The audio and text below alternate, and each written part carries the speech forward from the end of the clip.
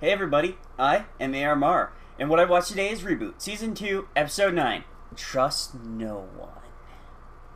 We start the episode off in the seedier part of Mainframe, with Al's waiter just taking out the trash. In classic horror movie fashion, we see several viewpoints that are clearly not the waiter's, before the monster descends on him and we get our title, Horror Style. We move straight on from this horror opening to Mouse entering Dots like she owns the place. In her usual brash style, she flirts with Bob, who remains tactfully oblivious. This goes on until a binom rushes in and we get an important narrative point. Al's waiter isn't the first victim, he's the latest. We also find out that Bob is apparently being completely oblivious to all the abductions, despite how it seems that everyone in Mainframe is aware of them. Nice guardianing, Bob. I admit, though, he's not law enforcement. But still, the way he acts in other episodes, you'd think he keeps up with this kind of stuff. Mouse acts super suspicious about just everything that's going on. And after Bob leaves, though so far it's unclear what she knows or what she's hiding, she immediately disappears herself. It's clear the writers want us to suspect her of something, and it's a pretty good misdirect for what we find out later in the episode. Bob interrogates Al's stand-in waiter and himself gets interrupted by binom versions of Mulder and Scully, introducing themselves as Fax Modem and Data Nully, CGI agents. That's pretty awesome. I do still love the parody references in the show, but at this point they're feeling a little thick and starting to date the show.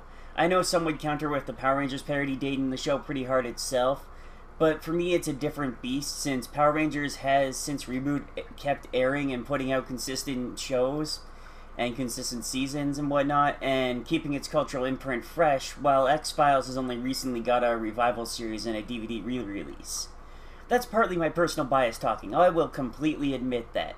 I'm a huge Power Rangers fan, but I'm not really that into X-Files. I've only watched like one episode, ever. As the agents and Bob talk, we get a brief interlude of Mouse talking to someone, and then saying she's found another victim. It's another great misdirect. Because at the end, I'll explain why at the end, but this is another example of the great writing. We're given another clue that Mouse is up to something, but they don't tell us what, and they do lean heavily on the mystery itself. Is she the bad guy? Is she something else? We've seen her before as a mercenary with very flexible morals, so at this point it is still up in the air for us. Like, what could she be doing, right? And I like that. It's one of the better written parts of this episode, and it really keeps me interested in finding out exactly what the hell is going on. Modem and Nully hammer the case home with Bob in the next scene, laying out a multitude of evidence against our orange-haired anti-hero. I do love Modem's theory about the user and the Guardians. There is no user. That's just induced mass psychosis engineered by the Guardians. What? But what about the games? Sent by the Guardians to promote the user myth. But what the scene boils down to is that Modem thinks Mouse is a web creature in disguise, hunting binomes for some unknown reason. Suddenly we get a special report, a new attack, and Mike is on the scene. Unfortunately, he doesn't have any useful information for us except a good joke. So there you have it! An invisible assailant! Or did I just interview the wrong person? You, the viewers, decide! Before both him and his camera crew are attacked by the beast. Bob hears the attack and rushes outside to find Mouse kneeling over a staticky Mike TV and looking guilty as hell. Of course, Mouse is awesome, slashing Data and Nully's guns in half and just distracts Bob with a kiss. And he's just standing there completely, like, just stunned. He's just like, hmm? And as she takes off, he finally gets his wits together enough to put a tracer on her and leaves the agents behind to pursue what he thinks is his culprit. Almost immediately in the episode, we get Mouse's name cleared and find out her main concern is freeing the mainframers, not the creature. Up to this point, I gotta give them props. Like I've been saying, it's a really well-crafted mystery. Mouse gave just enough misdirects to look guilty, but in the background there is more than enough clues to tell us that maybe it is something else, that Mouse might be innocent. So yeah, and that's how you do a well-written mystery. You put a bunch of stuff up front, you give us a whole bunch of clues and non-clues, all of them look legit. but there's enough in the background to tell you which ones to look at. It's not all guesswork, it's quite well crafted, and if you look closely you can tell that there is a creature in the background, especially if you remember what we saw last episode with the third orb that went off on its own. And yeah, I gotta give the show props once more for amazing writing. At this point in the episode, it's a tense sequence of a different kind of horror movie. We've transitioned from the beast hunting innocents in the open to our very rough and ready heroes pursuing the beast through its lair. The tight quarters and sharp corners make for high tension recipe. Every noise feels magnified as they try desperately not to turn themselves into the hunted. Mouse, after some searching, finds the larder, where the beast has everyone in cocoons, and when she opens one up, we see how the beast is draining their energy. Ugh. Man, that is creepy. The image of Dot hanging there while tentacles drain what is essentially her blood. Ugh. I mean, it's a good thing Saw wasn't invented yet to inspire them further, but ugh.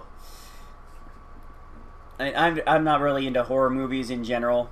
And my favorite is Alien 2 and Aliens, because with the Marines and the guns, it's a lot less of a horror movie and more of a horror action hybrid. I mean, I can appreciate how they're staged, how they're filmed, their lighting tricks. But yeah, I definitely am not a huge fan of horror movies, and especially not the the gory horror movies like Saw. Anyway, back to the point. Sorry. Naturally, freeing the victim, it alerts the beast, and its howls are drawing closer as Bob and the Binoms make their way to the scene. We find out two things as the beast arrives. One, Mouse is trying to prove it exists for someone, and two, it is one ugly mamma jamma. Reminds me of some of the uglier boss monsters from the PS2 era. Turns out Mouse is working for the Guardians, and she thinks she's calling in the cavalry. Problem is that apparently Guardians at large are kind of jerks and have this protocol where when you find a web creature like that in a system, you nuke the system to protect the rest of the net. Oops. We find out, though, that Turbo, the head of the Guardians, has a passive Bob, and he tries to give them more time so that Bob can, well, find another way. I mean, that's the best he can do without directly going against the Guardian Code and getting, like, court-martialed or something. But it gives a little more depth to his character. Like, he's not a total asshole. It's like, well, regulations say I have to do this, but Bob's my friend. I know he can pull off pretty much the impossible most of the time. I'm going to give him a chance. And sometimes a chance is all you, the hero, or anyone else needs. Just a chance to turn it around. And it does give Bob enough time to save Mainframe. The barest of margins, but he gets it to a safe distance, letting it detonate harmlessly in the sky over Mainframe.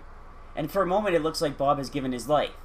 Though as we find that he survived, we also find that the bomb created a massive tear, which the beast uses to create a portal into the web.